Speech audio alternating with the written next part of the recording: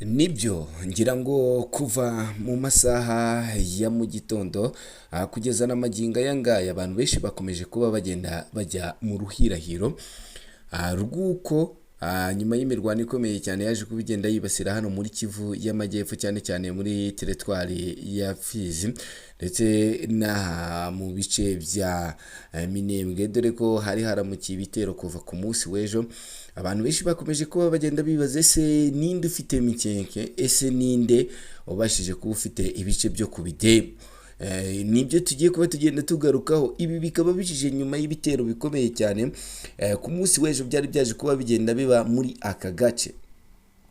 Ni ibitero abarwanyi b'igisirikare cya Repubulika Iharanira Demokarasi ya Kongo abaje kuba bagenda bagaba ku barwanyi b'inyeshyamba z'umutwe wa M23. Ngira ngo ni ibitero byaje gutuma abaturage benshi bagenda bahunga iyi mirwano. Magingo aya ngaya rero ubu ndaje ngo mbaje kuba ngenda ninjira, dore ko ari kamwe mu duce byanze bikunze nkuko tubikesha imboni yacu kaguyemo abantu batari bakeya cyane kubera imirwano yabaye kuva ku munsi w'ejo. Aha hakaba ariho wagenda hanavugwa yuko nyaboneka mu bindi bice byaha muri Minembwe hamaze kugera batayo y'abasirikare b'igisoda cy'u Burundi baje kuba bagenda batanga support kugira ngo uduce twabashije kuba tugenda dufatwa ku munsi w'ejo nituze kuba tugenda twongera kubayeramo imirwano. Ibi nabyo M23 na twirwaneho nabyo bikaba biri kuba bigenda bikubita agatoki ku kandi bivuga biti nyaboneka byanze bikunze turaza kuba twongera kuba tugenda twigarurira utu duce twabashije kuba tugenda tubambura. Ndaza guhita nkomereza mu bitero rero bikomeye kandi biri mu mihama y'abanyamurenge hano muri Minembwe nkuko n'ubundi nari naje kuba ngenda mbigarukaho. Ndaza kuba ngenda ngaruka kuri Perezida w'u Rwanda Paul Kagame yaje kuba agenda ashyira mu nshingano abayobozi bashyashya ndetse bamwe anabahindurira imirimo nkuko ndaza kuba ngenda mbigarukaho. Ndaza kuba ngaruka kuri Bitakwira waje kuba agenda yikoma bikomeye cyane, yikomye Bitakwira yikomye ubutegetsi n'abatavuga rumwe nabwo cyane cyane hano mu gihugu cya Repubulika Iharanira Demokarasi ya Kongo apwetinga ku mutwe w'inyeshyamba za M23. Yavuze iki? Byose ndaza kuba ngenda mbigarukaho. Mu Rwanda ndaza kuba ngenda ngaruka cyane cyane ku rupfu rukomeye cyane rwabaye mu Majyepfo aho umugabo yishe mushiki we. Ni inkuru ibabaje cyane rero nayo ndaza kuba ngenda ngarukaho gatanu kuri gatanu. Ndaza no kuba ngenda ngaruka kuri raporo ya Human Rights Watch yazaga kuba igenda ishyira hanze.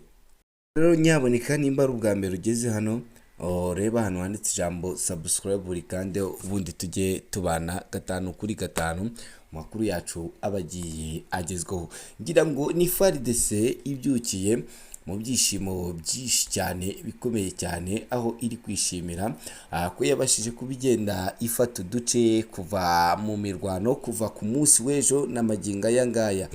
Ni FARDC rero yaje kubigenda igera kuri izi ntego nkuko yo ibikomeza kuba igenda ibitangaza nyuma y'ibitero bikomeye cyane yaje kubigenda igaba ku munsi w'ejo ku barwanyi b'inyeshyamba z'umutwe wa M23 n'ingabo za Repubulika Iharanira Demokarasi ya Kongo nkuko byaje kuba bigenda bijya hanze aha ngaha. Iyi ikaba ari imirwano ikaze cyane rero yabaye ku munsi w'ejo ibera mu bice cyane cyane aho ingabo za Repubulika Iharanira Demokarasi ya Kongo FARDC zatangaje ko zongeye kugenzura agace ka Mikeke ko mu misozi miremire ya Minembwe nyuma y'iminsi ibiri kigaruriwe n'umutwe wa twirwaneho Red Trobara ndetse na M23.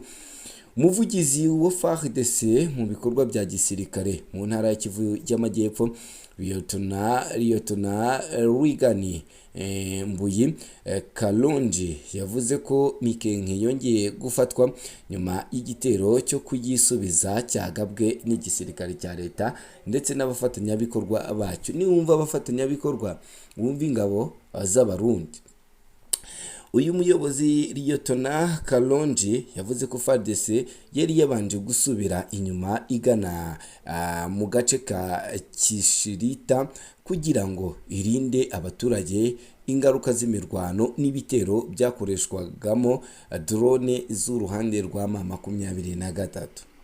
Yakomeje agira ati twari twasubiye inyuma tugana Kishiriti kugira ngo turinde abaturage kugwa mu mirwano. Mu gitondo cyo kuri uyu wa gatatu twagabye igitero cyo kwisubiza inyuma bituma twongera gufata Mikenge, agace k'ingenzi gafatwa nk'irembo ryinjira mu Minembwe rwagati. Uyu muvugizi wa FARDC yavuze ko kandi ko abaturage bo muri aka gace bakiriye neza isubiranwa rya Mikenge. Ashinja abarwanyi ba AFC/M23 twirwane ibikorwa by'ihohoterwa byakorewe abasivile igihe bari bakikagenzura. Uyu kandi yavuze ko FARDC yanigaruriye utundi duce turimo Karingi ndetse na Kakenke twafashwe kuyu wa kabiri, mu gihe ibikorwa bya gisirikare bikomeje mu bindi bice byo mu misozi miremire ya Minembwe. FARDC yavuze ko ibi nyuma yuko ku itariki 9 Kamena amakuru atandukanye yavugaga ko abarwanyi twirwaneho na M23 bari bigaruriye Mikenke nyuma y'imirwano yari yabahanganyishije n'ingabo za FARDC ndetse n'abarundi n'abawazarendo. Ibi usanga ku rundi ruhande bikomeje kuba bigenda bifata indi ntera, kubera ko usanga yaba abaturage kuba bakwakira ufasha ahangaha kubera amabadiriko cyangwa se guhindagurika biri kuba bigenda biba kuri iyi mirwano, usanga bigoranye. Uyu munsi usanga M23 yahafashe, ahandi ugasanga yongeye bahayambuye, ariko kuri iyi shuro ahantu byaje kuba bigenda binaterera ubwoba bamwe mu baturage benshi cyane, bakaba bakomeje kuba bagenda bibaza ibikomeje kuba bigenda bibera kuri ubu butaka, kubera ko ni umutwe wa M23 waje kugaragara ko wakomerekeshereje abasirikare benshi ndetse abandi banagenda banahasiga ubuzima. Iyi ikaba impamvu ikomeye cyane, ikaba ni impamvu yaje gutuma abantu benshi bakomeza kuba bagenda bibaza ese ibi bizarangira ryari cyangwa se ibi bizagera hehe, kubera ko ku rundi ruhande M23 ikomeje kuba igenda ihura n'amahurizo menshi cyane, kubera ko ni umutwe ufite kesi nyinshi ndetse n'ibirego bigiye bitandukanye. Nyuma yaho na Human Rights Watch yaje kuba igenda ibashinja yuko bafatanyije n'ingabo z'u Rwanda baje kuba bagenda bagaba cyangwa se bahohotera ikiremwa muntu ahangaha mu gihugu cya Repubulika Iharanira Demokarasi ya Kongo, ubwo hagendaga hafatwa imijyi ya za Goma ndetse na Bukavu. Mu yandi makuru kandi, Bitakwira yikomye ubutegetsi n'abatavuga rumwe nabwo. Ese amagambo ye agaragaza iki ku miterere ya politike mu gihe cya Repubulika Iharanira Demokarasi ya Kongo? Maginga yangaye ubona ko ni ibintu byose biri kuba bigenda bigarukaho.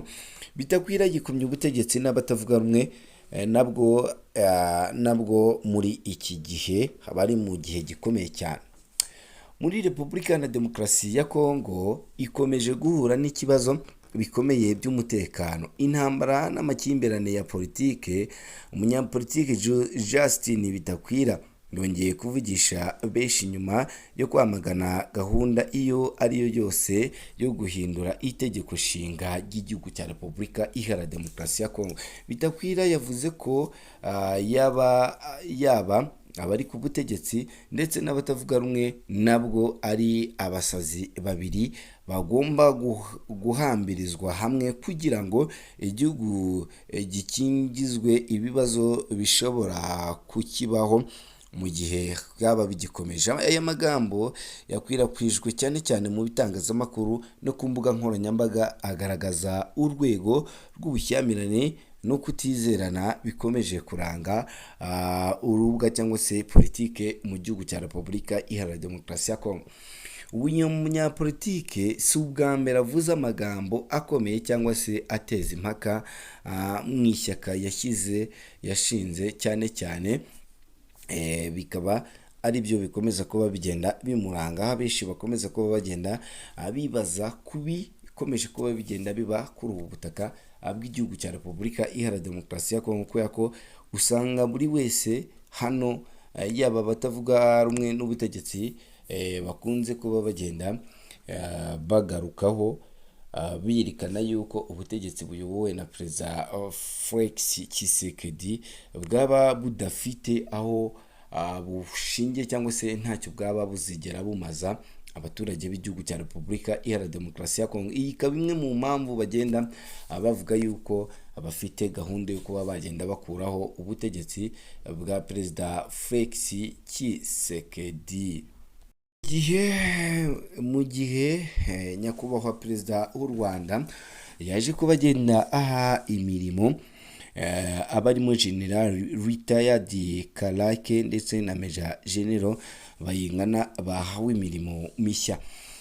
Perezida w'u Rwanda Paul Kagame kuri uyu wa gatatu itariki ya 10 Kamena yakoze impinduka muri guverinoma ashyizeho abayobozi bashya mu nzego zitandukanye za leta, barimo abaminisitiri, abanyamabanga ba leta, abayobozi b'ibigo bya leta n'abadiplomate bazahagararira igihugu cy'u Rwanda mu mahanga. Izi ni impinduka zatangajwe n'ibiro bya Minisitiri w'Intebe zishingiye ku kuba perezida ahabwa n'itegeko nshinga rya Repubulika y'u Rwanda.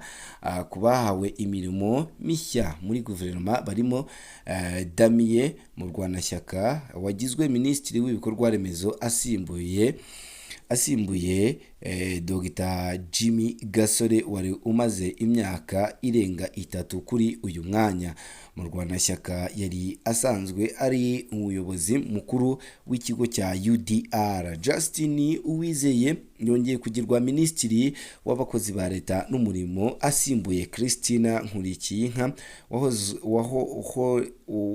woherejwe mu mirimo ya diplomasi. Antoine Marie Kajangwe we yagizwe Minisitiri w'ubucuruzi n'inganda asimbuye Pudasi Sebahizi. Naho Kajangwe yari asanzwe ari umunyamabanga uhoraho muri iyi minisiteri. Mu bagize abanyamabanga ba leta harimo Amuda Zingiro wagizwe umunyamabanga wa leta muri Minisiteri y'ibikorwa remezo. Mbere y'izi nshingano yari umuyobozi mukuru w'ikigo cy'igihugu cy'ingufu REG. Muri iyi minisiteri kandi Colonel Claudien Bizimungu nawe yagizwe umunyamabanga wa leta nk'uko bigaragara mu itangazo ry'ibiro bya Minisitiri w'Intebe. Bizimungu yari asanzwe ari umuyobozi mukuru wungirije wa brigade ishinzwe ubutasi mu ngabo z'u Rwanda. Mu bahawe inshingano zo kuba abadiplomate harimo Lieutenant Retired General Karenzi Karake yagizwe ambasaderi w'u Rwanda mu Bushinwa asimbuye ambasaderi James Kimonyo. Karake ni umwe mu basirikare bakuru bagize uruhare mu rugamba rwo kubohora igihugu. Yabaye umuyobozi mukuru w'urwego rw'igihugu rw'ubutasi n'umutekano NCIC, anaba umugaba mukuru wungirije w'ingabo z'u Rwanda mbere yo kujya mu kiruhuko cy'izabukuru.